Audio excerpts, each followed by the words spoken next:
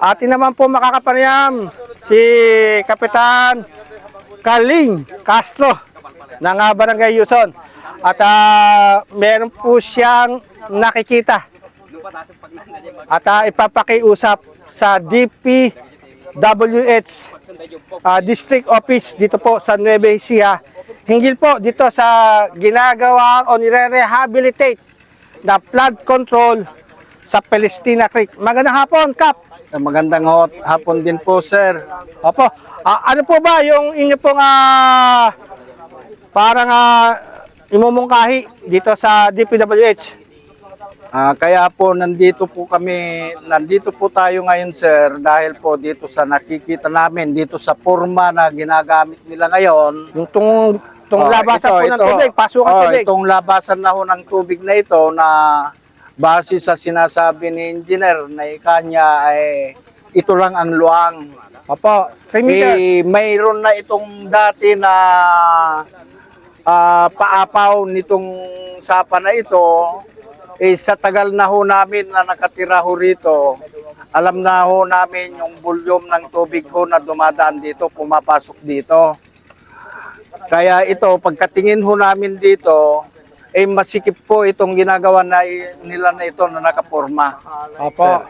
Kaya ang hiling namin sa mga kinaukulan, una sa lahat sa DPWH at sila daw yata may kwanho nito. Disenyo ng proyekto. May design.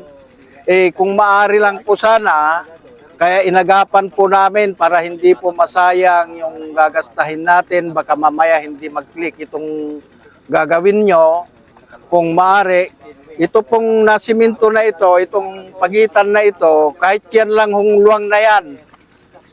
Katulad din ho sa dati na dinatnan dito, napaapaw, yun lang ho ang talagang nakalibel sa kwan namin. 5 meters po yung luwang. 8 na raw ho. 8 meters na po. Okay na ho yan. Kung yan Okay ang na po. luwang, na wala na hong gate, wala na hong sarado. Hindi na po lalagyan ng gate. Hindi na ho. Kasi Bakit po? Bakit po? pagka mayroon hong gate yan, lagyan nila ng kwan dito sa gitna. Pagka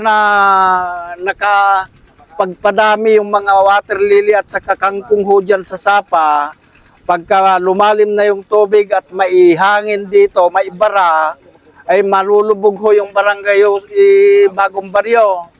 Kasi ito, may nilagay po kami na extension ng pagtaas ng kwan na mababa lang.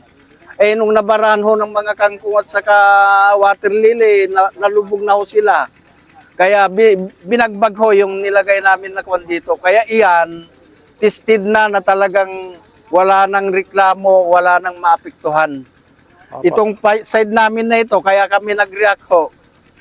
Yung kabila natarunan. Dito sa kabila hindi naman nahusto yung taron. Diyan na ang butak ng tubig pagka nagkaroon ng tubig ho ito. Kaya ngayon nandito ho kami para may paabot sa mga kinauukulan itong hiling namin na ito.